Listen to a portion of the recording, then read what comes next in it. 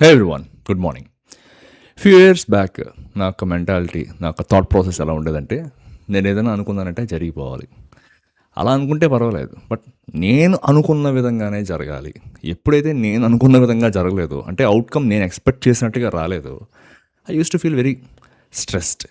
ఒక రకమైన యాంగ్జైటీ. ఎందుకు ఇలా జరగలేదు, ఎందుకు ఇలా జరగలేదు. లెట్ ఇట్ బి ఎనీథింగ్, ప్రొఫెషనల్గా కావచ్చు, పర్సనల్గా కావచ్చు, ఎనీథింగ్ అనమాట. ఏం తీసుకున్నా సరే, పర్సనల్గా ఏదన్నా ఏదైనా ఇష్యూ వచ్చింది, నేను దాన్ని సార్ట్ చేసుకోలేకపోతే నేను అనుకున్నట్టుగా వాళ్ళు ఎందుకు బిహేవ్ చేయలేదు, నేను అనుకున్న దానికి వాళ్ళకి ఎందుకు ఒప్పుకోవడం లేదు.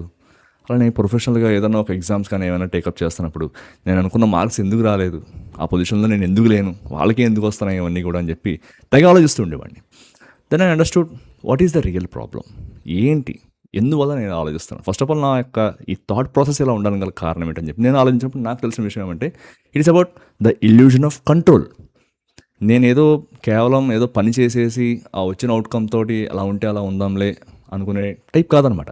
ఎలా అన్నా సరే, ఏం చేసినా సరే అవుట్కమ్ని నాకు నచ్చినట్టుగా తెచ్చుకోవాలి. సో ఈ కంట్రోల్ చేద్దామన్న మైండ్ సెట్ వల్ల నేనైతే చాలా ఇబ్బంది పడ్డా. సో ఈ ఇల్యూజన్ ఆఫ్ కంట్రోల్ అనేది మనలో ఒక రకమైన భయాన్ని, ఒక రకమైన యాంగ్జైటీని అయితే తీసుకొస్తుంది. అసలు ఏంటి, ఇలా డిఫరెంట్ ఆస్పెక్ట్స్లో ఇది ఎలా ఉంటుందంటే, ఫర్ ఎగ్జాంపుల్ ఒక ఎంప్లాయీ తీసుకోండి, ఒక IT employee or any other employee.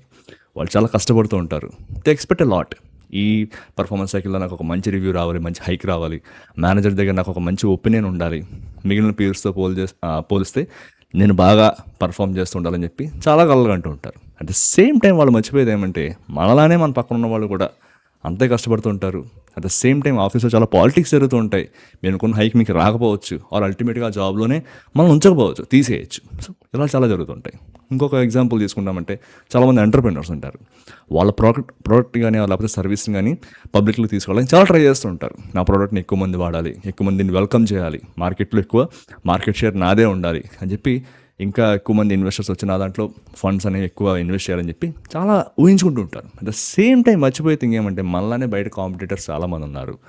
Are ఆ టైంకి ఎండ్ యూజర్ యొక్క మైండ్ సెట్ ఎలా ఉంటుందో మనకు తెలియదు. వాళ్ళు వేరే వాటిని యూజ్ చేయొచ్చు, ఆర్ లేకపోతే మన యొక్క ప్రోడక్ట్ ఆర్ సర్వీస్ యొక్క క్వాలిటీ వాళ్ళకి అంత నచ్చి ఉండకపోవచ్చు. సో ఇలా చాలా ఉంటాయి అన్నమాట. ఒక స్టూడెంట్ ఎగ్జాంపుల్ తీసుకున్నామంటే, వాళ్ళు ఒక గోల్ పెట్టుకుంటారు, నాకు ఎలానే సరే టాప్ 3లో వచ్చేయాలి ర్యాంక్, లేకపోతే నేను అనుకున్న క్వశ్చన్సే ఎగ్జామ్స్లో వచ్చేయాలని చెప్పి. అలా రాకపోతే దే ఫీల్ యాంగ్జైటీ, ఒక రకమైన స్ట్రెస్ అనేది బిల్డప్ అవుతుంటుంది అనమాట. సో దీని అంతటికి కారణం ఏమంటే ద ఇల్యూషన్ ఆఫ్ కంట్రోల్. ఆ వచ్చే అవుట్కమ్ని నేను కంట్రోల్ చేయాలి అన్నటువంటి ఒక మైండ్ సెట్.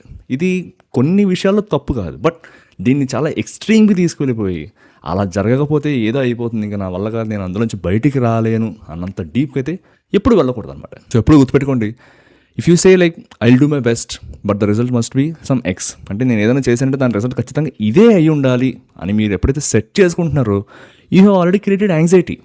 అది ఆల్రెడీ బిల్డప్ అయిపోతుంది అనమాట. బట్ ఒకసారి ఇలా ఆలోచించి చూడండి, నేను ఈ పని చేస్తాను, దానికి నా బెస్ట్ అనేది ఇస్తాను నేను, బట్ ఎండ్ రిజల్ట్ ఏదైనా కానీ నేనైతే నా బెస్ట్ ఇచ్చి నేను పని చేస్తాను అన్నప్పుడు అక్కడే షిఫ్ట్ అనేది స్టార్ట్ అవుతుంది అనమాట. సో ఇది ఎప్పుడు మీరు గుర్తుపెట్టుకోవాలి.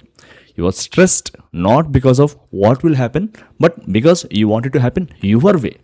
మీరు అనుకున్నట్టుగానే జరగాలి అన్నటువంటి ఈ మైండ్ సెట్ నుంచి మీరు బయటకు వచ్చి మీరు చేసే పని మీద 100% ఫోకస్తో 100% అటెన్షన్తో కనుక మీరు చేశారంటే ఖచ్చితంగా ఇటువంటి స్ట్రెస్ నుంచి అయితే మీరు బయటపడచ్చు, which I did and I succeeded.